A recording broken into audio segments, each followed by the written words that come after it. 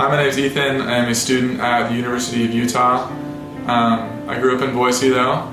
I grew up in a great family, whole lot of emphasis on soccer, huge soccer family, and on academics. And it wasn't really till high school that I kind of started thinking about life, getting more serious about life, and kind of exploring what kind of person I am, what I'm about.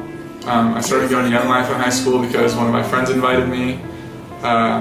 And during that same time, I also kind of got to the party scene as like a sophomore in high school, started hanging out with not necessarily the right group of people, and was really just trying to search about what I thought about life and what kind of person I was.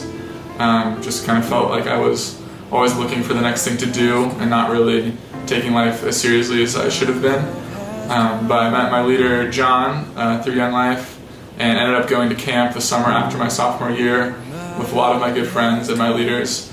And there I met the Lord, and kind of gradually, it wasn't a day and night thing, but gradually started learning what life was supposed to be with Jesus, and going home with my leader John and having those type of people around me to support me in that was hugely changing on what kind of person I was and how I chose to lead my life. And that kind of inspired me to start leading Wildlife, which is the middle school version of Young Life.